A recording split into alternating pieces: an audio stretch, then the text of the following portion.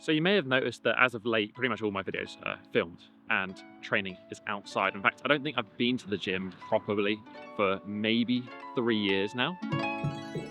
In fact, this has kind of been my gym just in the back of the car. Some adjustable dumbbells, some rings, a mat, some bands, some yoga blocks. And that's one of those things I've always loved about calisthenics bodyweight stuff, is that you only need you to actually get a decent session in, get some training in, move your body, get stronger, get more flexible. This idea of self-reliance, I first stumbled across with the essays by Ralph Waldo Emerson, and really this kind of been the focus of this YouTube channel. Is like, I want to achieve getting more flexible, handstands, etc. And I'm just focused on understanding it, breaking it down, putting it into practice, and then sharing that to, in the thought that it might help other people. But the focus was always on like building myself to be the best version of me. Whereas the past few years, I've been focused on building a life with someone else. And I met the person who I want to spend that with. Her name's Jenna, not Chad about her on the channel too much. We've been focused on building our life together, mostly of which has been renovating houses, which has been super fun and entertaining. It's involved myself like moving to a different city. So there's been a lot of other stuff happening in the background, which has meant that I haven't had as much time as I'd want to focus on my own training. There's been good points, there's been bad points. But now the dust has settled, I've kind of got big aspirations for 2025. Like, the time has come to just focus on probably the last two goals that I set out to achieve that I haven't been able to. To do so, however, I'm going to have to admit defeat when it comes to outside training. It's basically December, it's cold, it's miserable. I'm going to have to get back in the gym. So let's do an old-fashioned training vlog. I'm going to chat you through what those goals are, where I'm at, and how I'm going to achieve them in 2025. Let's start with the reason that I'm back in the gym, and that is the squat. The main thing I feel like I've been missing in the past 3 years is just a good amount of leg training.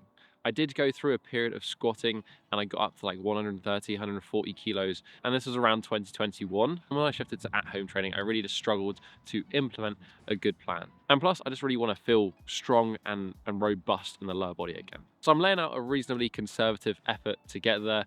I am doing some squatting in these first sessions, but it's really kind of light and just seeing where the body is at. Worked up to 90 kilos for 3, super easy set. But I haven't squatted properly in 3 years, so it would be really stupid to go heavier too soon. Apart from that, just making sure that the basics are in place, including a lunging pattern and including a hinging pattern. With this landmine hinge, by the way, is absolutely incredible for really getting into the medial glute as well. You'll also notice that, as always, I'm rocking the Vivos for this session. Today I'm wearing the Motus Strength, probably my favorite training shoe, especially when it comes to lifting, just being able to move more freely but still have that support there. If you want to grab yourself a pair, you can save 20% off using code WARRIOR20. Helps you out, helps me out, and gets you an awesome pair of shoes. Back to training. Additional volume on weak points like the lower back, of course the calves, a particular weakness for me. The idea is to work on all of this, see those strength improvements, but also maintain flexibility. Having re-achieved the front splits this year, I think that would be a good challenge to balance the two. I'm not going to go into the details of training here. That's going to be shared in future training videos. But let's get on to the juicy part, which is the upper body and the arch nemesis of the straddle planche. It's too much of a step at this moment, so I have kind of a second goal, which is before the planche goal, and that is 10 freestanding handstand push-ups. I've gone really hard on handstand push-ups this year, and I've really enjoyed how it's made my upper body feel. It's like the squat of the upper body, the chin up being the deadlift of the upper body. I'm getting consistent sets of 5 reps, and they just feel super strong. I know that this will also then give me a really strong base to build that planche later in 2025 upon. Other than that, making sure that I'm ticking all of those basic boxes again. So chin up pattern, I'm also doing some dips, some other pushing movements, but I'm also going to be focused a little bit on physique as well. I'd like to gain back probably some of the muscle mass that I've lost. So utilizing things like drop sets. A couple of examples here being going from full reps to like feet assisted reps to get more volume in. And then also not forgetting like some accessory movements, training some arms, and also keeping up with the flexibility side of things. A lot to balance, but really the main goals: squat, planche, just feeling damn strong. it feels kind of strange having just 2 goals. Usually there's like a laundry list of things that I want to be able to achieve. But kind of the reality is now that I've actually managed to tick most of them off.